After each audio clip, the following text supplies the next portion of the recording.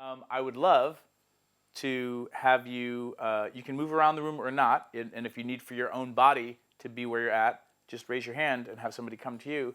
But let's do little groups of 1, 2, 3, 4, 5, 6, 7, 8. Let's do groups of 2, or groups of 4. Let's do groups of 4. You're going to get into groups of 4, and then you're just going to share anything that's been useful about today so far, because we'll break for lunch shortly. What's been useful so far? Now, again, I'm going to teach you what I teach and why I do it, because again, there might be several reasons why I'm doing the thing.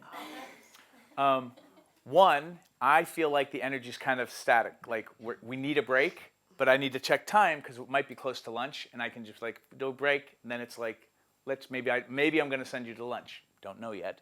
Don't tell your audience that you're going to send them to lunch if you don't know. I'm telling you as teachers, because then they're like, it's food time, and it might not be, and then they get really hangry. But so I'm gonna shake up the Etch-a-Sketch energy a little bit by putting you in groups. Tell us what it feels like to feel stagnant in that room. I'm sensing there's something restless going on, and I don't know where it's coming from, and it's probably hunger, and you just might be full. So what I'm gonna give you a thing to do so that I can figure out what I want to do next, rather than trying to be with you and figure out, like I'm not going to multitask that kind of way. I'm going to put you in groups, have you share something that's been useful about today so far, so it anchors for you, and then I'm going to tell you, you don't have to share because you might be in a quiet place, but please listen and witness people. However, when you do share, what can happen is you will put into words an aha moment for the other person that they haven't had yet. So I encourage you to share, because sometimes like what you share ends up really helping somebody else. I'm going to do that because it'll mix up the energy a little bit. It'll get you all to connect and anchor, kind of cleanse your palate from what we just did, and bond a little bit more. And it'll give me a moment to be able to come over here and figure out what's next. So like I am kind of assessing what I need, and then being like, oh, what's, for me, the quick is like, in my little tool bag of things, what would fulfill on that in a fun way, and can I hit a multiple of things?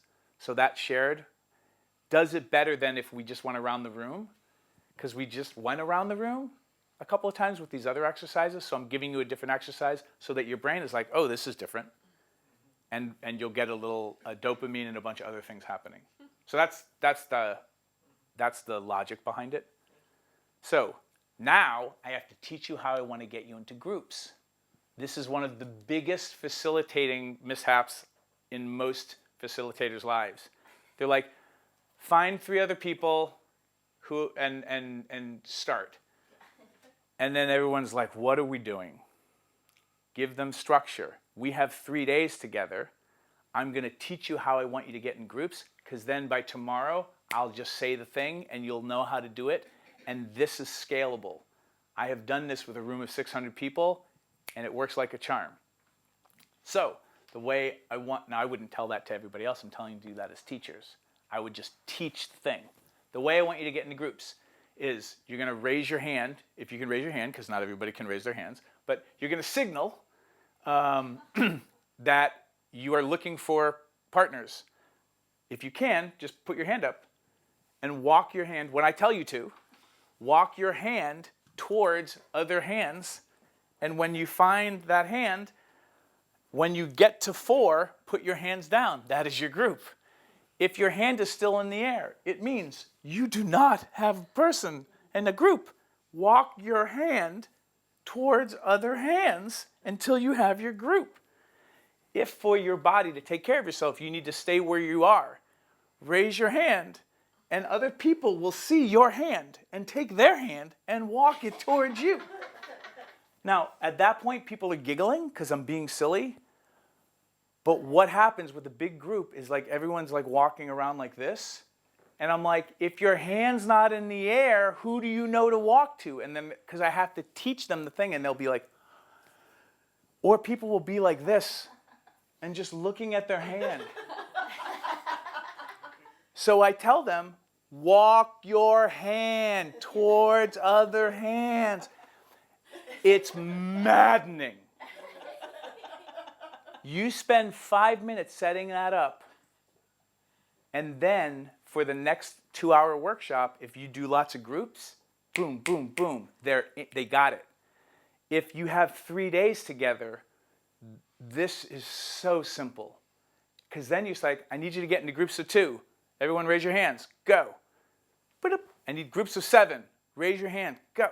And there might be a group of 8 because there'll be one person left off. Please do not do a group of 15, you overachieving motherfuckers. You will not have time. And guess what? There'll be a fucking group of 15. Always. And then I'm like, you've got 1 more minute. And they're like, we need more time. I'm like, no. You became a group of 15. I told you not to do that. And I'll be like, you have 30 more seconds. So you're just having fun, but you have to herd cats. So, groups of 4. Raise your hands. Ready, set, go. Person with the longest hair starts.